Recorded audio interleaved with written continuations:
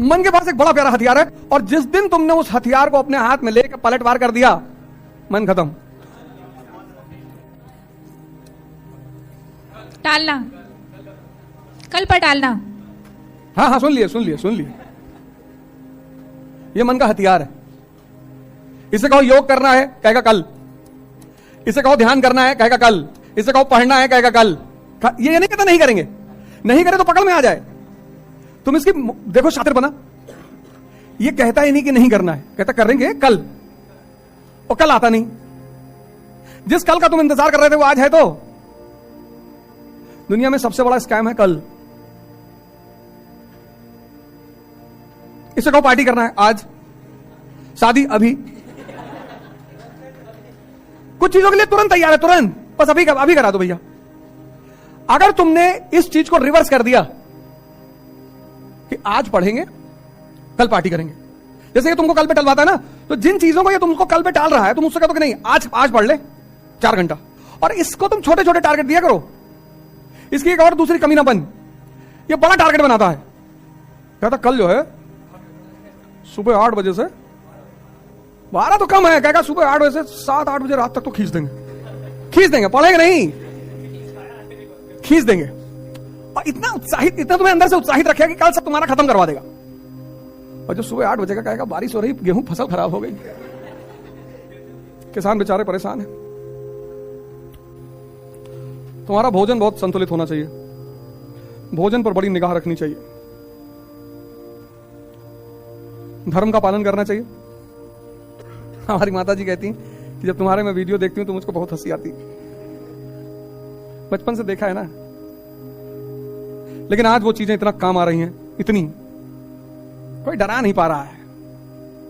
इतना कांड कर भाई, टीचर डॉक्टर वकील, इन तीनों में से तीनों का क्या बिगाड़ दो? मानसिक संतुलन खत्म। मैं भैया परसों शाम को बैठा था, एक साहब का फोन आया, अरे बोले गजब हो गया। मैंने कहा वर्ल्ड वॉर शुरू कर रहे हैं, हमेशा मजाक के मूड में रहते हो। अरे मैंने कहा क्या हुआ? अरे बोले तुम्हारा फेसबुक पेज है। मैंने कहा मेरा तो 10-20 हजार है। एक पेज पे गंदी तस्वीरें लगी हैं।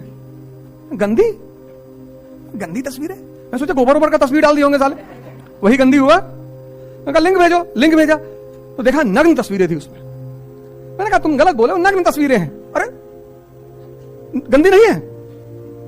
मार देंगे मुक्का के, बड़ा हाहाकार मचा। अरे कितनी बेइज्जती हो रही।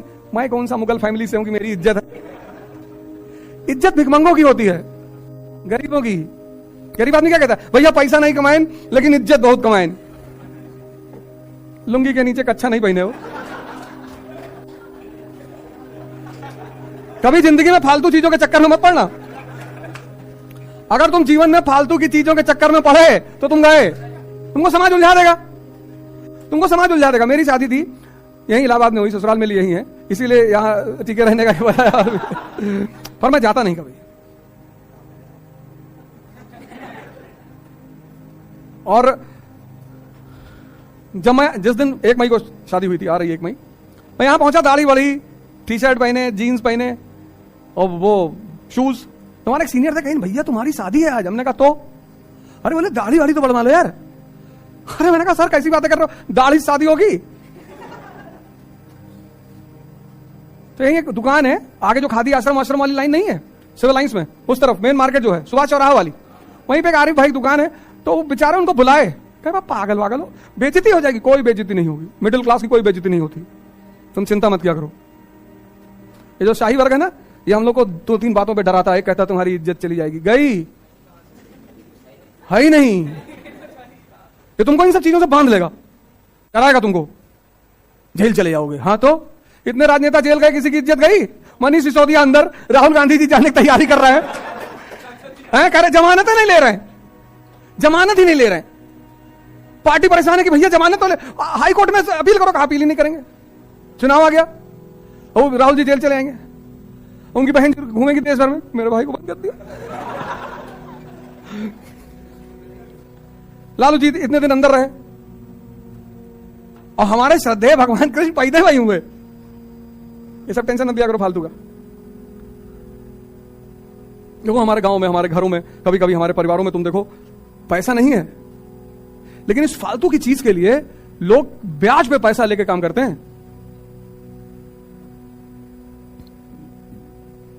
सबने देखा होगा, कोई ऐसा थोड़ी मैंने देखा है, सबने देखा होगा। हाँ, बिटिया बड़ी वाली जब हुई तो माता जी ने कहा मुंडन करना पड़ेगा, करवा लो, कम से कम 500 आदमी खाने आएंगे। मैंने कहा गांव लूटने जाना है, 500 आदमी खाने, 2-4 लोगों को खिला दो। अरे भैया जवार के लोग, अबे भाड़ में गए जवार के लोग, यहाँ पैसा नहीं है, गोली खरीदने का पैसा नहीं, तुम जो है 500 लोगों खड़ा कर दो, डाका डालने, फिर तुम बदतमीजी वाली बातें कर रहे हो। अरे तो कहां से दे तुमको पैसा? उन्होंने कहा फालतू की कोई नाटकबाजी घर में नहीं होगी, मुंडन कराइए और 2-4-5 लोग जो है उनको भोजन कराइए और खत्म। सब फालतू की चीजों के चक्कर में कभी मत पड़ना, नहीं तो ये चीजें तुम्हारे दिमाग में कभी नहीं बैठेंगी। भारतीय दर्शन ने मुझे देखना सिखाया और पाश्चात्य दर्शन ने मुझे सोचना सिखाया। इसलिए भारत में फिलॉसफी एक बड़ा प्यारा सब्जेक्ट है। और भारत में शब्द क्या है? दर्शन। दर्शन मतलब देखना। तुम्हारे पिता ने जब तुम इतने बड़े थे तुम्हारा पेशाब साफ किया, तुम्हारी पॉटी साफ की, तुमको अपने हाथ से खाना खिलाया, तुमको अपने कंधे बिठा घुमाया। अब हो सकता है तुम्हारी विचारधारा उनसे ना मिलती हो सकता है, चलो ठीक है, अभी नहीं मिल रही है, लेकिन उस पुराने जो कर्ज का ब्याज चल रहा है उसको भूल जाओगे? अगर 6 साल की उम्र में तुमको चाय की दुकान पे भेज दिया होता तो खत्म हो गए होते।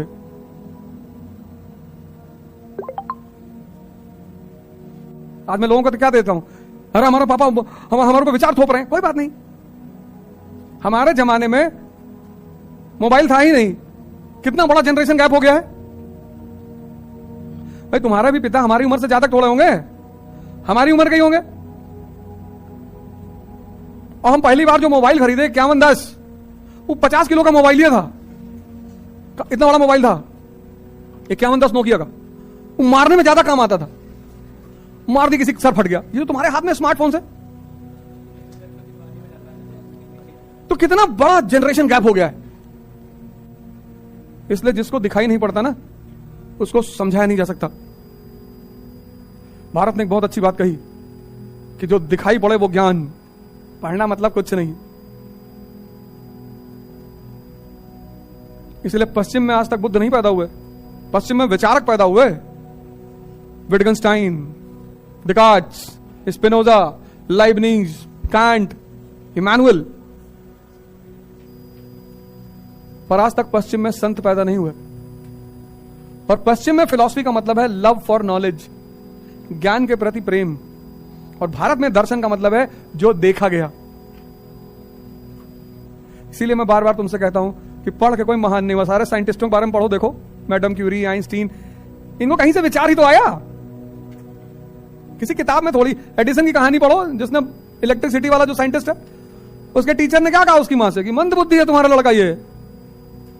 उसकी मां ने वो लेटर कभी एडिसन को दिखाया ही नहीं। एडिसन के प्रिंसिपल ने लेटर लिखा कि तुम्हारा बच्चा ये स्पेशल चाइल्ड है, मंद बुद्धि है, इसको ले जाओ, ये नहीं कुछ कर पाएगा।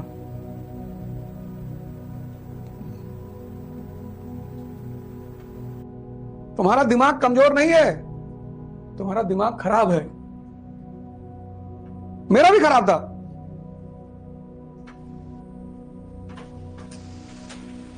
तुम्हारा दिमाग कमजोर नहीं है। हमको भी लोग कहते थे कुछ नहीं कर पाओगे, आइए उसकी तैयार है, हंसते थे लोग मेरे ऊपर।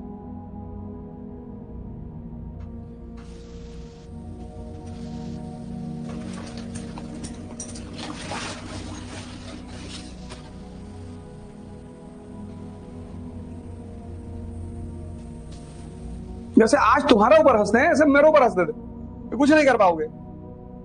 ये कर लो, किराने की दुकान खोल लो, गारमेंट की शॉप खोल लो।